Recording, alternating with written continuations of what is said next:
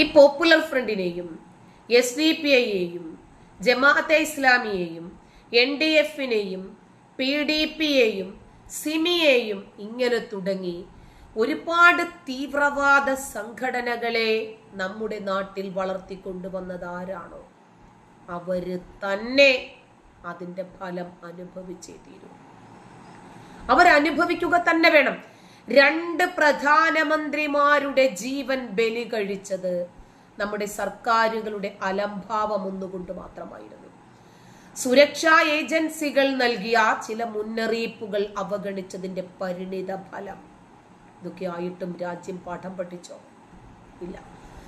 ആഗോള ഇസ്ലാമിക തീവ്രവാദ സംഘടനാ നേതാക്കളുടെ ഫോട്ടോയും ഉയർത്തി കോഴിക്കോട് വിമാനത്താവളത്തിലേക്ക് തീവ്രവാദികൾ നടത്തിയ പ്രകോപനപരമായ മാർച്ച് നമുക്ക് മനസ്സിലാക്കി തരുന്നത് മത തീവ്രവാദം എത്രമാത്രം നമ്മുടെ രാജ്യത്തെ വരിഞ്ഞു മുറുക്കിയിരിക്കുന്നു എന്നതിന്റെ യാഥാർത്ഥ്യമാണ്. ഇനിയും ഉണർന്ന് പ്രവർത്തിക്കാൻ, പ്രതികരിക്കാൻ നമുക്ക് സാധിച്ചിട്ടില്ലെങ്കിൽ ഇനിയും അനർത്ഥങ്ങൾ ഉണ്ടാവും.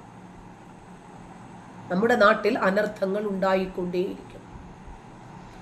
കാരണം ഈ തീവ്രവാദത്തെ താലോലിക്കുകയും ഈ തീവ്രവാദത്തെ ലളിതവൽക്കരിക്കുകയും ഇവരുടെ ഈ ഭീകരതയോട് മൃദു സമീപനം സ്വീകരിക്കുകയും ചെയ്താൽ പാലക്കാട് തൃത്താലയിൽ ഉയർത്തിയതും ഭീകരരുടെ ചിത്രങ്ങളായിരുന്നു, തീവ്രവാദികളുടെ ചിത്രങ്ങളായിരുന്നു.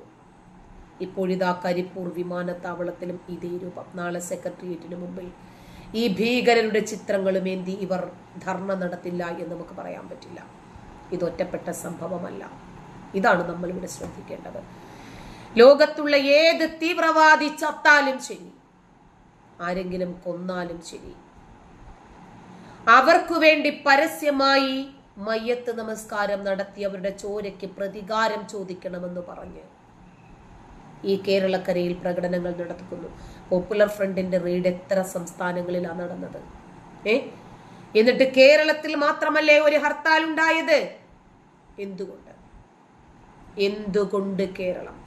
ഇസ്ലാമിക രാജ്യങ്ങൾ പോലും ഹമാസിനെയും പലസ്തീനെയും ഐസിസ് പോലെയുള്ള ഭീകരവാദ സംഘടനകളെയും ഒക്കെ അകറ്റി നിർത്തുമ്പോൾ എന്തുകൊണ്ടാണ് കേരളത്തിൽ അവർക്ക് പ്രത്യേകമായിട്ടുള്ള ഒരു സ്പേസ് ഉണ്ടാകുന്നത് എന്നൊന്ന് ചിന്തിച്ചു നോക്കാം. കേരളത്തിലേക്ക് ഹമാസിനെ ആകർഷിപ്പിക്കത്തക്ക രൂപത്തിൽ ഒരു സ്റ്റേജ് ഉണ്ടാകുന്നു നമ്മുടെ നാട്ടിൽ. സോഷ്യൽ മീഡിയ വഴി പരസ്യമായും രഹസ്യമായും ഒക്കെ തീവ്രവാദികൾ നമ്മുടെ നാട്ടിൽ അഴിഞ്ഞാടുമ്പോൾ ഇതിനെയൊക്കെ നിസ്സാരവൽക്കരിച്ച്, അവഗണിച്ച്, ലളിതവൽക്കരിച്ച് മുന്നോട്ട് പോകുന്നതിന്റെ പേരിൽ കനത്ത വില നൽകേണ്ടി വരുമെന്നാണ് പറഞ്ഞു വരുന്നത്. ഈ തീവ്രവാദം നമ്മുടെ നാടിനെ വരിഞ്ഞു മുറുക്കുന്ന രൂപത്തിലേക്കായിത്തീരും. മനസ്സിലായോ? ഈ തീവ്രവാദത്തിനെതിരെ അതിശക്തമായ നടപടികൾ എടുക്കേണ്ടുന്ന സാഹചര്യം കഴിഞ്ഞുപോയി. ഇന്ത്യക്കകത്ത് തീവ്രവാദ വിരുദ്ധ നടപടികൾ അടുത്ത കാലത്തായി ദുർബലമാണ് എന്ന് പറയേണ്ടി വരും. ആയിരക്കണക്കിന് നിരപരാധികളെ കൂട്ടക്കൊല ചെയ്ത്, സ്ത്രീകളെ ബലാത്കാരം ചെയ്തു കൊന്ന, കുഞ്ഞുങ്ങളെ അല്ലാഹു അക്ബർ എന്ന് പറഞ്ഞ് ഉടലും തലയും വേർപെടുത്തി കുഴിച്ചു മൂടിയ ഹമാസ് പോലെയുള്ള ഭീകരവാദികൾക്കു വരെ പ്രത്യേകമായിട്ടൊരു സ്പേസ് കേരളത്തിലുണ്ട് എന്ന് പറയുമ്പോൾ കേരളം എത്രമേൽ തീവ്രവാദത്തെ പ്രോത്സാഹിപ്പിക്കുന്നു എന്ന് നോക്കിയാൽ മതി. ഇന്ത്യയിലെ തെരുവുകളിൽ ജയ്വിളി ഉയരുന്നു ഈ ഹമാസ് പോലെയുള്ള ഭീകര സംഘടനകൾക്ക് വേണ്ടി. ഇത് കയ്യും കെട്ടി നോക്കി നിൽക്കേണ്ടി വരുന്ന ഒരു സർക്കാരാണ് നമ്മളെ ഭരിക്കുന്നതെങ്കിൽ കോൺഗ്രസും BJPയും തമ്മിൽ എന്താണ് വ്യത്യാസം എന്ന് ചോദിക്കുകയാണ്.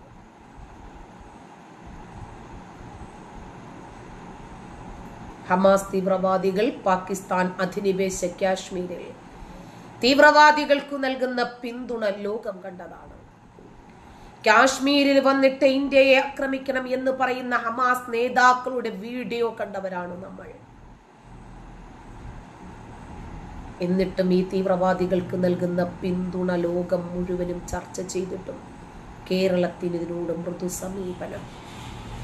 കേന്ദ്ര സർക്കാർ കണ്ട ഭാവം പോലും നടിക്കുന്നില്ല. എന്തുകൊണ്ടാണ് ഹമാസ് പോലെയുള്ള ഇസ്ലാമിക തീവ്രവാദ സംഘടനകളെ ഇന്ത്യ നിരോധിക്കാത്തത്? അത്ഭുതപ്പെടുവാണ് നമ്മൾ. ട്രംപ് പറയുന്നു, നെതന്യാഹു പറയുന്നു, GCC കൺട്രീസ് ഒക്കെ ഹമാസിനെ നിരോധിക്കുന്നു. എന്നിട്ട് പോലും സാധിക്കാതെ പോകുന്നു ഹമാസ് എന്ന ഭീകര സംഘടനയെ ഈ രാജ്യത്ത് നിന്ന് നിരോധിക്കാൻ. സ്ത്രീകളെ പീഡിപ്പിച്ച് കൊല്ലുന്ന തീവ്രവാദികളെ പോരാളികളെന്ന് വിളിക്കാൻ, ചെറിയ മക്കളെ പോലും പഠിക്കാൻ അനുവദിക്കാത്ത, ബലാത്കാരം ചെയ്യുന്ന താലിബാനോളികളെ വിസ്മയം എന്ന് പറയാൻ ഈ കേരളത്തിൽ ആളുണ്ട്. മാധ്യമങ്ങളെയും സർക്കാരിനെയും ഒക്കെ ഒരുപക്ഷെ ഭയന്ന് കാര്യങ്ങൾ പ്രതികരിക്കാതിരിക്കുന്ന ആളുകൾ ഉണ്ടാകും. ഈ തീവ്രവാദികളെ പിടിച്ചകത്തിട്ടാൽ സുപ്രീം കോടതി വരെ ഇവർക്ക് വേണ്ടിയിട്ട് സംസാരിച്ചെന്ന് വരും എന്ന രൂപത്തിലാണ് പലരും കമന്റുകൾ ചെയ്യുന്നത്. തീവ്രവാദികളെ തൊട്ടാൽ മാത്രം വേദനിക്കുന്ന ഒരു പ്രത്യേകതരം മനുഷ്യാവകാശമാണ് നമ്മുടെ നാട്ടിൽ അരങ്ങേറുന്നത്. സിദ്ദീഖാപ്പനു വേണ്ടി കേരള പത്രപ്രവർത്തക യൂണിയനാണ് ഇടപെടുന്നത്. സിദ്ദീഖാപ്പനാര അഴിമുഖം എന്ന് പറയുന്ന ഓൺലൈൻ പത്രത്തിന്റെ എഡിറ്റർ, റൈറ്റർ. ഹിറ്റ് ലിസ്റ്റ്, കേരളത്തിൽ എത്ര പേര് ജീവിക്കണം, എത്ര പേര് മരിക്കണം, എങ്ങനെ, എന്തുകൊണ്ട് എന്ന ഹിറ്റ് ലിസ്റ്റ് ഉണ്ടാക്കുകയും ഒരു ഹിറ്റ് സ്ക്വാഡ് അവരെ എങ്ങനെ കൊല്ലണം, ആര് കൊല്ലണം, എന്തിന് കൊല്ലണം എന്നൊരു സ്ക്വാഡ് ഉണ്ടാക്കി അതിന് വേണ്ടുന്ന കോച്ചിങ് നൽകുകയും ചെയ്യുന്ന സിദ്ദീഖാപ്പനെ പോലെയുള്ള ക്രൂരമായിട്ടുള്ള കൊടും ഭീകരന്മാർക്ക് വേണ്ടി സംസാരിക്കാൻ ഇവിടെ മാധ്യമ പ്രവർത്തകരുണ്ട്. അവരുടെ മനുഷ്യാവകാശത്തിന് വേണ്ടി സംസാരിക്കാൻ ഇവിടെ ആളുണ്ട്. അമേരിക്കയും യൂറോപ്പും എന്തിന്, ഇസ്ലാമിക രാജ്യങ്ങൾ വരെ ആഗോള ഇസ്ലാമിക തീവ്രവാദത്തിനെതിരെ അതിശക്തമായ നടപടികൾ സ്വീകരിക്കുമ്പോൾ ഇന്ത്യയിൽ തീവ്രവാദികളുടെ ഫോട്ടോ പിടിക്കുന്നത് ആനപ്പുറത്താണ്, എഴുന്നള്ളത്തിൽ. തീവ്രവാദികൾ തെരുവിൽ നിരന്തരം അഴിഞ്ഞാടുന്നു. ഭരണമുള്ള സമയത്ത് ചെയ്യേണ്ടപ്പോൾ ചെയ്യുക, ഭരണം പോയിട്ട് ആരോപണങ്ങൾ ഉന്നയിച്ചിട്ട് കാര്യമില്ല. കാറ്റുള്ളപ്പോൾ തൂറ്റണം എന്ന് പറയുന്നത് പോലെ നമുക്ക് അവസരങ്ങൾ വരുമ്പോൾ, സാഹചര്യങ്ങൾ വരുമ്പോൾ നമ്മളെ കൊണ്ട് ചെയ്യാൻ സാധിക്കുന്നത് ചെയ്തിട്ടില്ലെങ്കിൽ പിന്നീട് ഒരു കാലത്തും ചെയ്യാൻ കഴിയില്ല. BJP കേന്ദ്രം ഭരിക്കാൻ തുടങ്ങിയിട്ട് 11 വർഷം. ഇപ്പോഴും ഭരണത്തിന്റെ നിയന്ത്രണം മുഴുവനും ആരുടെ നിയന്ത്രണത്തിലാണ് എന്ന വസ്തുത സാധാരണക്കാരായതുകൊണ്ടാണോ നമുക്ക് ചോദിക്കേണ്ടി വരുന്നത്.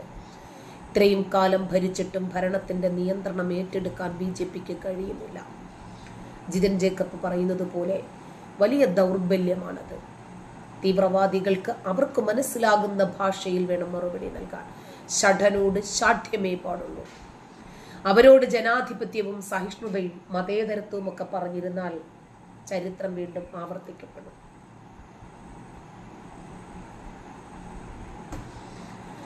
മനുഷ്യാവകാശക്കാരുടെയും മാപ്രകളുടെയും ഇന്ത്യയിൽ മാത്രം നോക്കിയിരുന്നാൽ ചില വിദേശ രാജ്യങ്ങളുടെയും സർട്ടിഫിക്കറ്റ് കിട്ടാനാണോ BJP രാജ്യം ഭരിക്കുന്നത് എന്നാണ് ജിതിൻ ജേക്കബ് ചോദിക്കുന്നത്. നിങ്ങൾക്ക് വോട്ട് ചെയ്ത അധികാര കസേരയിൽ നിങ്ങളെ ഇരുത്തിയ ജനങ്ങൾക്ക് മുന്നിൽ ലോകം നശിപ്പിക്കാൻ ഇറങ്ങി തിരിച്ചിരിക്കുന്ന ഈ മത തീവ്രവാദികളുടെ ഫോട്ടോ പിടിച്ചിരിക്കുന്ന അവരെയും മത തീവ്രവാദികളായി പ്രഖ്യാപിച്ച് അവരെ ജയിലിലിടാനുള്ള നിയമം എന്തുകൊണ്ടുണ്ടാകുന്നില്ല? അവരെ ലളിതവൽക്കരിച്ച് നിസാരവൽക്കരിച്ച് മുന്നോട്ട് പോകുകയാണെങ്കിൽ അതിനും വലിയ വില കൊടുക്കേണ്ടി വരില്ലേ സാധാരണക്കാർ?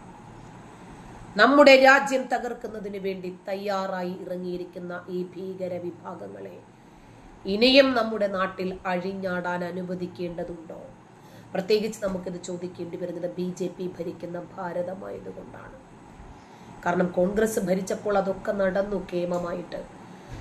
BJP ഭരിക്കുമ്പോഴും ഇത് തന്നെയാണ് നടക്കുന്നതെങ്കിൽ പിന്നെ BJPയും കോൺഗ്രസും തമ്മിൽ എന്താണ് വ്യത്യാസം, എന്താണ് സാധാരണക്കാരായ നമുക്ക് ചോദിക്കാനുള്ളത്?